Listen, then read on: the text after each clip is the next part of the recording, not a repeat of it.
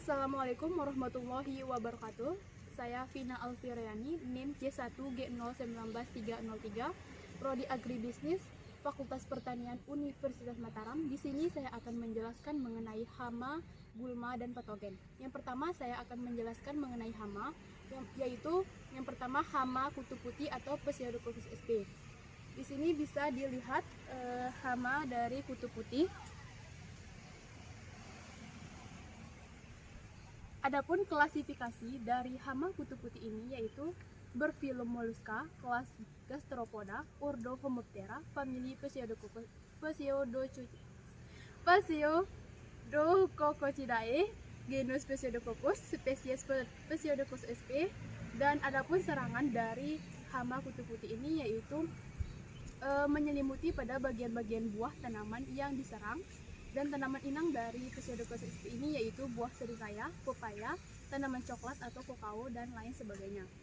Adapun cara pengendalian dari hama Pseudococcus sp ini yaitu secara fisik, yaitu dengan memasang atau menggunakan perangkap, secara mekanik yaitu dengan menjaga area tanaman, secara biologis yaitu dengan memanfaatkan musuh alami seperti predator atau parasitoid, dan pengendalian yang terakhir yaitu pengendalian kimiawi yaitu dengan menggunakan insektisida.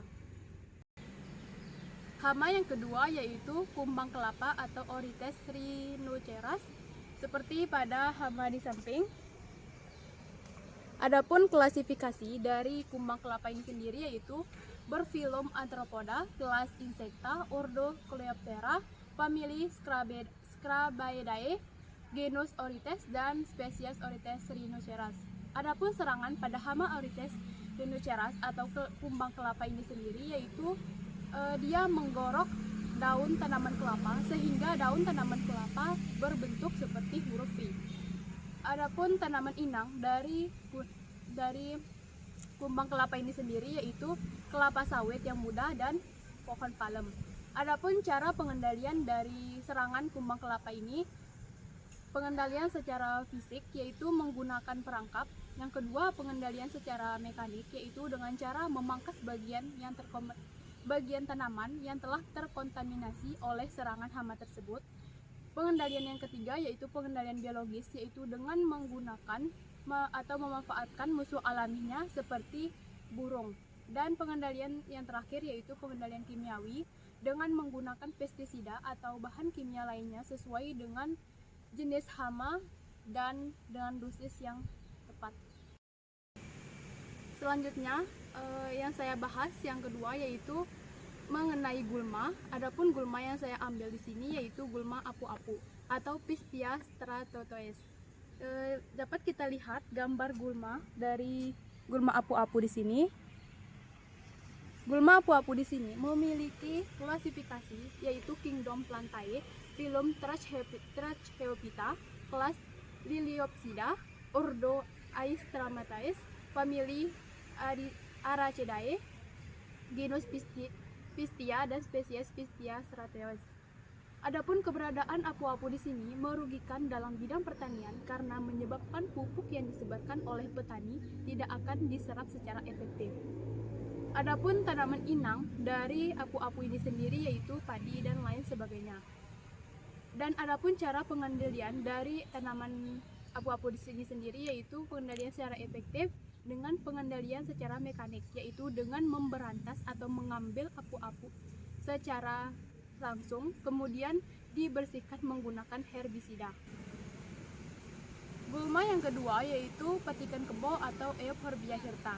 Seperti yang kita lihat di sini, ini dia gulma petikan kebo, yang dimana terdapat klasifikasi yaitu Kingdom Plantae, divisi Magnoliophyta, kelas Magnoliopsida, ordo Eupharbiales, famili Eupharbiaceae, genus Euphorbia, dan spesies Euphorbia hirta.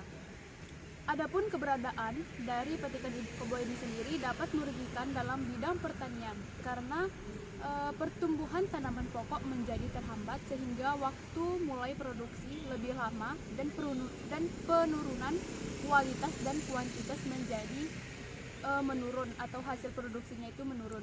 Adapun tanaman inang dari petikan kebo ini sendiri yaitu ubi jalar.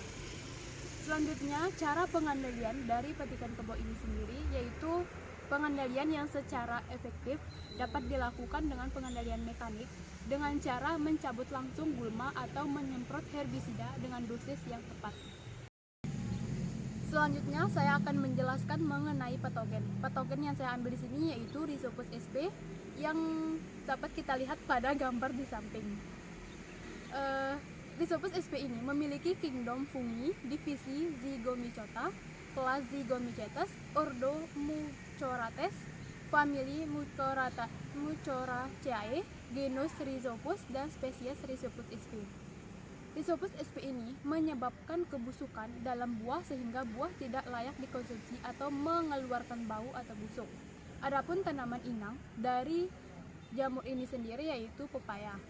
Selanjutnya, pengendalian yang dapat dilakukan pada patogen Rhizopus sp ini yaitu dengan menggunakan pengendalian mekanik, yaitu dengan perendaman buah-buahan pepaya dalam air panas sehingga dapat mencegah infeksi jamur Rhizopus sp ini sendiri. Dan selanjutnya, pengendalian kimiawi yaitu menggunakan fungisida atau bahan kimia lainnya. Dan patogen yang terakhir yaitu yang saya ambil Bacillus sp. Seperti pada gambar di samping, Bacillus sp di sini memiliki klasifikasi yaitu kingdom Prokaryotae, divisi Bacteria, kelas Sehizomycetes, bangsa Eubacteriales, suku Bacilliaceae, marga Bacillus, dan spesies Bacillus sp. Bacillus sp ini sendiri dapat memperhambat pertumbuhan bakteri melalui mekanisme induksi ketahanan, karena bakteri ini mampu menekan pertumbuhan pada patogen tanaman. Adapun tipe gejala pada Bacillus sp ini tidak ada karena pada umumnya bakteri ini dijadikan sebagai agen pengendalian hayati. Adapun cara pemanfaatan dari bakteri Bacillus sp ini sendiri yaitu untuk perlindungan tanaman, yaitu dapat meningkatkan unsur hara pada tanaman, meningkatkan nitrogen dan fosfat yang rendah pada sawah. Sekian penjelasan video dari hama, gulma, dan patogen sekaligus menjadi respon akhir dari praktikum organisme pengganggu tanaman. Sekian dari saya, wabillahi taufiq wal hidayah. Wassalamualaikum warahmatullahi wabarakatuh.